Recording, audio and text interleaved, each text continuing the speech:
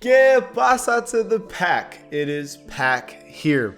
Bad news. I do not have a roster update for you guys. It's supposed to be the 5th roster update today because every other Thursday, they drop a roster update.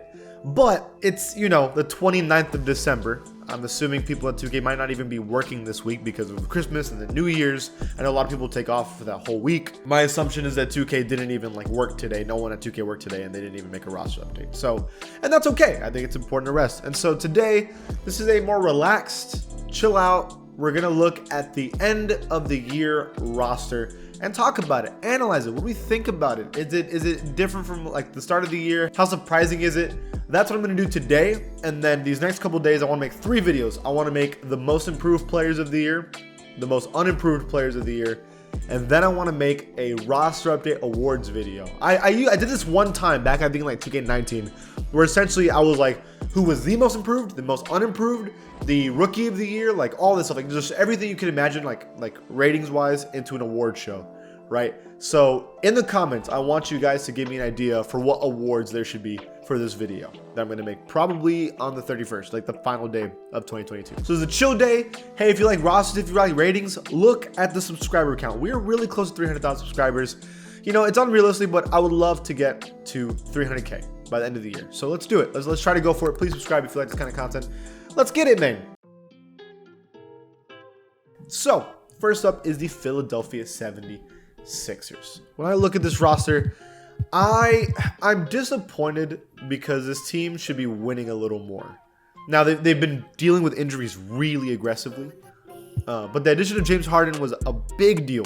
When Joel Embiid being in his prime, right? This guy's an MVP candidate every single season. This is a team that's expected to at least compete for championships. This is a team that almost made conference finals. They were constantly in the mix. Adding James Harden was a big deal. I know James Harden is not in his prime anymore, but he's still very, very good. Tyrese Maxey's, young and looking like he's very good as well. But Tobias Harris is doing his thing. He's been kind of consistent around the 17 to 19 point per game kind of guy. DeAnthony Melton was a super underrated pickup. Shake Milton, we know, can score. Montrezl Harrell was an interesting pickup at the time. To look at it now, I kind of wish they were more expected to be contenders. I even remember thinking once they got Harden, I was like, they're supposed to be the favorites in the East, theoretically. The season's not over. You never know. Let's see how they look when they're healthy. But I do think I wish Harden was a lot higher, Tyrese was higher, and they were winning more. The Milwaukee Bucks. This is also a team that's very weird because Drew Holiday and Chris Middleton are getting older. That's just the truth. Their second best players are getting older and kind of slowing down. Chris Middleton battling injury. Drew Holiday hasn't really been the scorer he used to be. He's still a great defender. But I still think the Bucks can win a championship. But the help that Giannis used to have isn't as good as that championship season was. But Bobby Portis is a legit pickup they've had. Brook Lopez has changed himself as a player completely. I'm very curious to see if this team continues to get better, or is everyone just going to keep aging and getting worse? I'm curious to see that. The Chicago Bulls. I don't think this is no surprise. This is a disappointing team. It sucks because if Lonzo was still here, if he was still on this team playing and not being hurt, who knows? The expectations for this team was pretty high. It's a shame. We didn't get to see how this team was going to turn out. It's a damn shame. And then, I got to be honest, I don't think I have an issue with DeMar, LaVine, or Vooch. I think it's everyone else that's kind of disappointed me. Drummond was an obvious disappointment. Caruso's not as good as he was with the Lakers. Javonte Green looked great in the preseason, has not shown that. Derrick Jones Jr. has been quiet. Patrick Williams hasn't gotten better. Ayo has had a great start and then slowed down. Dragic is not what he used to be. Kobe White has not gotten better. It's very weird. The rest of this roster has not been doing well. That's the bigger issue with the Bulls. With the Cavs, what else is there more to say? They're a good team. Everyone's happy for them, to be honest. I mean, Donovan Mitchell's been amazing. Darius Garland's been getting better every season.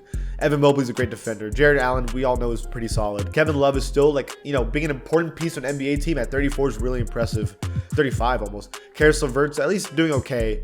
And this is all without Ricky Rubio. It's a really well-made roster. I think that they can do well. They just got to keep it up and stay healthy. The Boston Celtics have been the best team in the NBA, at least record-wise. What is there more to say? Jason Tatum is getting better every year, and I can't even believe that because he's already amazing. He's been amazing, and he keeps getting better. It blows my mind that he's doing that. Jaylen Brown the same. Jaylen Brown also is getting better every single season. They just got Robert Williams III back, which is going to be massive. You know, Brogdon was an amazing pickup because he's just playing the role player role, and he's doing so good at it. Marcus Smart's still a Defensive Player of the Year candidate. Al Horford's always going to be good. Derek White was solid. Like, it's kind of the opposite of the Bulls, is that you have your two best players and then everyone else is filling their roles perfectly. That's why the Celtics are so successful. The Clippers, what a weird team. You know, for the past couple years, I remember when Kawhi made it to LA, people were like, oh my God, this team is going to be insane. But then they weren't. And that was very odd. The obvious reason was Kawhi Leonard's injuries, right? It always going to get in the way. But this team was expected to win championships. And here we are years later, and they haven't really gotten close. Kawhi, you got to find a way to stay healthy. I mean, when he's healthy, he's a 96 overall player. Paul George, we know, is always a 90 overall kind of player. John Wall's been solid. He's been okay this year. Norman Powell, his rating will go up very soon. And then the rest of the roster is good. Zubac is good. Morris is good. Reggie Jackson was very good last year. Like, he was averaging 17 points per game last year. Like, this roster is genuinely made well. They just got to find a way to stay healthy, and like, they're supposed to be contenders. It's just they struggle to stay healthy. The Memphis Grizzlies.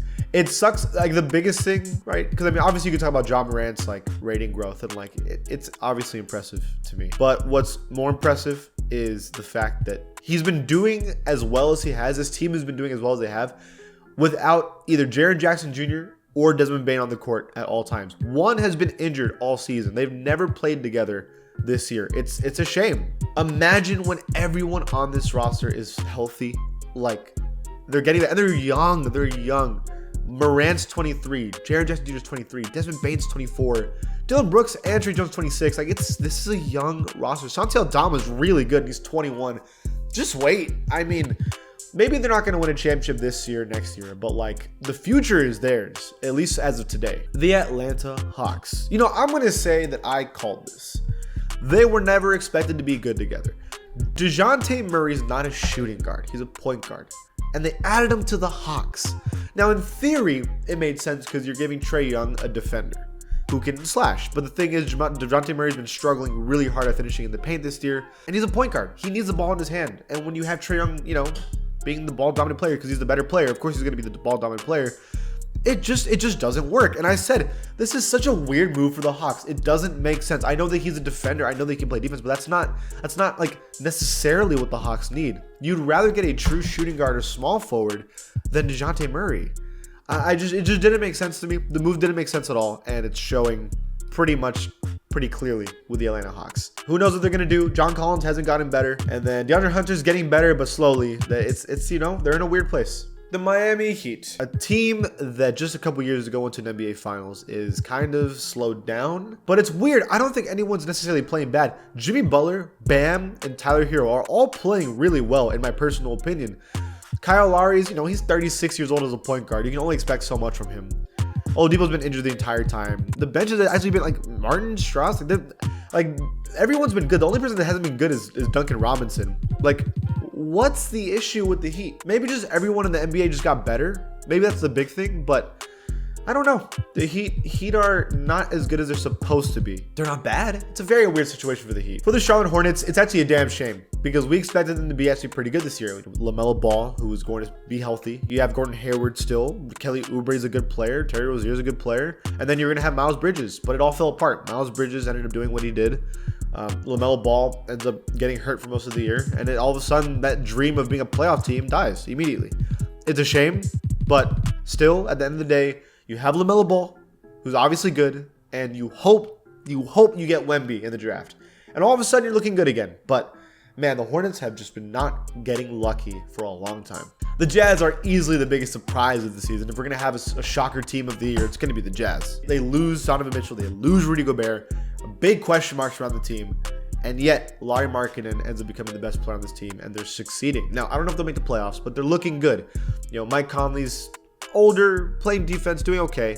Jordan Clarkson's been the second leading scorer. Jared Vanderbilt's been a surprise. He's young. Colin Sexton's been, you know, he was already a good scorer. Like in Cleveland, he was averaging 24 points per game. So we know he could score, but it was never on good teams. Now this team's pretty good and he's doing well. Kelly Olynyk's been doing well. Like this whole team's been doing well. The whole team. It's just that they have no superstar, so they're not going to win any championships. But this team was expected to be the worst team in the NBA. Like that was this was my projected worst team in the NBA this year. And they're looking like a playoff team, which is a shocker completely. Sacramento Kings.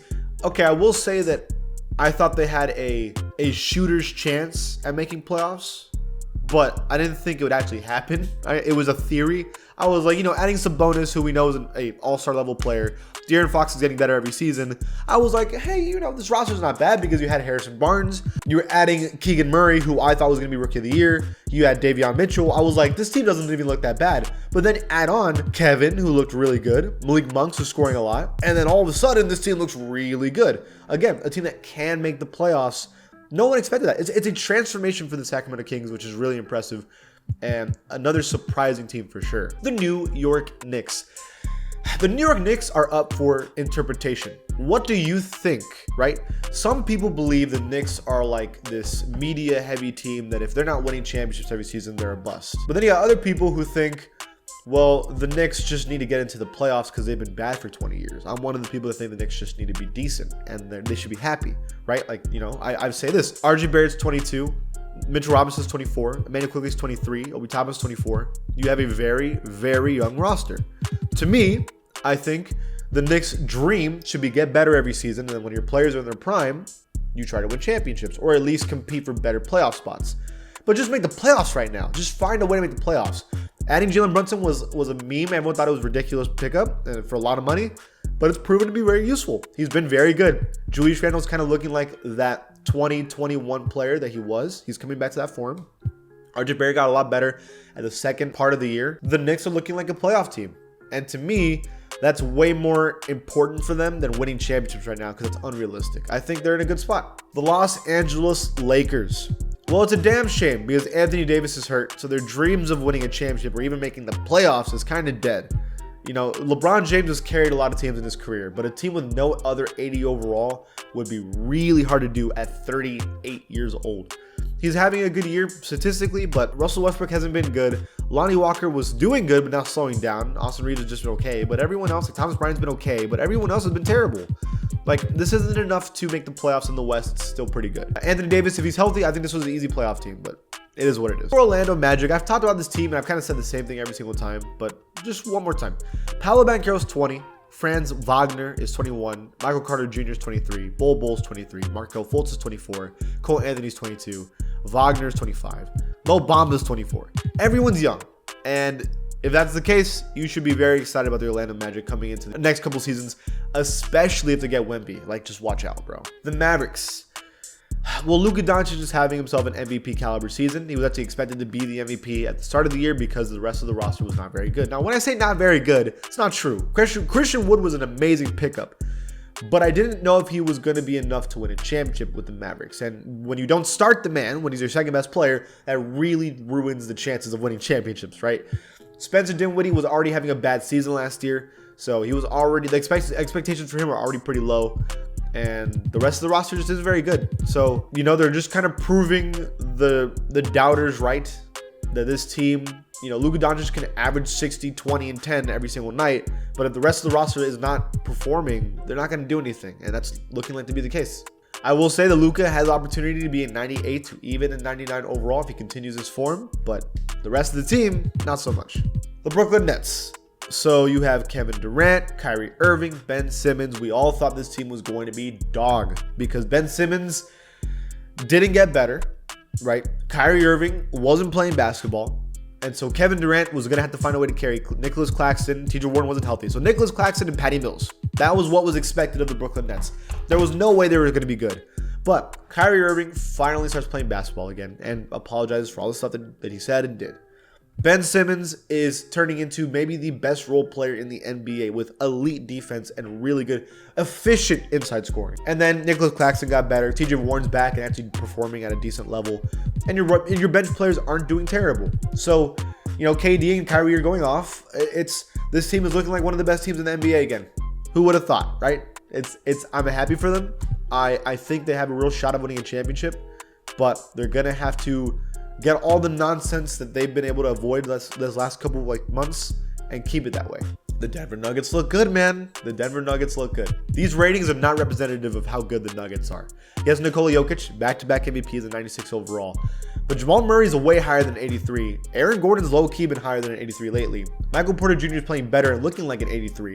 And Bones Highland is playing out of his mind. I mean, and then Bruce Brown, KCP. This team looks great. I'm excited for them. They look like they have a real shot at a championship. I mean, this is definitely their window of winning a championship right now. It's weird. Every season when the Nuggets were good, I was always like, yeah, they're good on paper, but they're not going to do anything. I don't know why. It was like a gut feeling, and it was always right. But this is the first year I'm like, you know what? They could do it. I think Aaron Gordon was the big pickup. I think last season was really good for Aaron Gordon because it gave him opportunity to kind of be like that guy for a little bit. And now he's like used to it. It's weird. It was a great season for Aaron Gordon. I think he's kind of the surprise player of the year to me. The Nuggets look good. Indiana Pacers, I actually don't need to talk about this team too much because they're kind of just in rebuild mode. But even in rebuild mode, they're doing good. Miles Turner's still pretty young and doing okay as a solid center. Tyrese Halliburton's been a huge surprise. It's crazy that the Kings don't have him anymore, but he's been one of the best playmakers in the NBA. Really high rating for him. It's insane. Benedict Mathurin's looking like one of the rookies of the year. And Buddy Hield we know can score. I mean, that's a good start. Once these players get in their prime, watch out. The New Orleans Pelicans. This was kind of like the most hyped team of the year coming into the year. We were like, bro, Zion with Brandon Ingram, CJ McCollum. Hey, watch out. And looks like we're right. One of the best teams in the West. Zion Williamson's actually becoming as good as we thought he was going to be, which is a big deal, especially last night. We got 15 points straight and won the game for them. CJ McCollum is starting to pick it up, which is very important. And if that continues, this team can compete. There isn't much to say about the Pistons. The Pistons are they're in hyper rebuild mode. They're one of the worst teams in the NBA. Cade's been hurt. It's not a good look for them. But again, you know, that's what happens when you rebuild. It's going to look bad sometimes, but give them time. The Toronto Raptors. I think they were expected to be a little better this season, for sure. Now, Pascal Siakam has been amazing. I think he should be in the 90 overall club. I don't think this has been his fault at all. But Fred VanVleet has had good and bad days. OG Anunoby's been a solid player, so I think he's been good. Scotty Barnes had good and bad days. Gary Trent Jr. was actually still scoring well, but the defense has dropped off for him. And so the team has been very weird because they have a lot of talent, but like maybe the East just got so much better that you need a clear number 2 option now, I think. If your best player is Pascal and like no one else is like in near his level, I think you're going to struggle in the East that got a lot better. That's what it feels like to me. Rockets are going to be the same as the Pistons. You know, they're just in rebuild mode. Kevin Porter Jr. is playing well. Sengun's playing well. Jalen Green's playing well. Jabari Smith has not been playing well, but give him time. He's still young. And they're just hoping they get Wemby, essentially. Same with the San Antonio Spurs. They're just tanking. You know, Keldon Johnson's had good and bad days, but he's definitely the best player on the Spurs right now. Devin Vassell's been a very good scorer, at least so far. The rookie Socan's not been very good, but he's picking up lately, and they're just hoping to get Wemby, just like everyone else. The Phoenix Suns. What a weird team. What a weird team. So Devin Booker was having a very good year, and then he gets hurt, and then Chris Paul starts having a good year. So they have not been good at the same time so far. So when that happens, this should be one of the best teams in the NBA. You also have DeAndre Ayton having a very, very good season, an underrated season, to be honest with you. Bridges has been having a very good year. Like, the Suns are looking good. It's just, can they all be good at the same time? We're going to have to wait and see. For the Thunder, the only thing to really talk about is SGA's kind of emergence. He's been insane. If this team was any better, he'd be like a 93, 94 overall. When he's averaging 33 points per game, that's insane numbers. Yeah, he's having himself a little Tracy McGrady season with the Magic. It's impressive. And then Poku also deserves a little nod. I mean, a 79 overall with a player that when I was watching him, I was like, there's no way he can be good. I was wrong. Imagine him with Chet at the same time. Watch out. The Timberwolves are probably the most disappointing team of the year with Rudy Gobert as an addition. It was a very weird pickup. I think everyone knew this was a weird pickup, you know, because you already had Cat. But I was like, in theory, because Cat can play outside as well, it was going to work out. But Cat's been hurt, and then even when he wasn't hurt, they were struggling. But Anthony Edwards looks really good. So worst case scenario is they trade Rudy Gobert. They try to figure something out. But yeah, it's been a disappointing year for the Timberwolves for sure. The Trailblazers have been super underrated. Dame's been amazing. Anthony Simon's been amazing. Jeremy Grant's been amazing. This whole team's been amazing. It's legit been a great year for the Blazers. A comeback year for Dame. You gotta love what you're seeing here. The Warriors. I'll take a little bit of time with the Warriors. So the question mark of who's the second best player on the team is kind of up for debate. Now, you guys got upset with me because I was saying that I think Andrew Wiggins is the second best player, but Andrew Wiggins has been hurt. And so you guys were like, because Andrew Wiggins has been hurt, he can't be the second best player. But throughout the season, he's been the best defender. He's scoring efficiently. He's been consistent. I think he's the only guy on this team that's been extremely consistent and a good defender. To me, he's the second best player on the Warriors, and he's been the second best player on the Warriors for a little bit now. I think Jordan Poole's the third best player. I know it's so weird, blasphemous to say that Klay and Draymond Green are not second or third best players on this team, but it's just they got two guys in their prime and they're playing well. I mean, it's not a bad thing. You have 5 really good players on your team. It's not a bad thing. And then Kevon Looney's a great center. So I don't know. I don't think this is a bad thing whatsoever. Jordan Poole and Andrew Wiggins should be the number 2 and 3 ratings on the team. But Klay Thompson's still very good, and Draymond Green's still doing more or less what he used to do. And the Wizards. So I had more expectations for this team, and to be completely fair, they were supposed to be healthy. But you had Kuzma, who's been having a good year, Porzingis, who's been having a good year, and Beal, that we know how good he can score. But they're supposed to do it at the same time, and either injuries or inconsistencies have gotten in the way of the Wizards being a playoff team, but they're supposed to be a playoff team. They're just not getting it done. Okay, that's my thoughts on the roster. It's been a cool year. A lot of interesting teams and changes. I love talking about this. For any of you guys that are actually still here at the end, how many other people are watching now? I want to say thank you. Like, for real, thank you. It's been a cool year. It's kind of been a focus up year for me, changing how I do content. I focus completely on doing ratings and rosters from now on, and it's been a good time. So I thank all of you for the year, and I'll see you guys next year.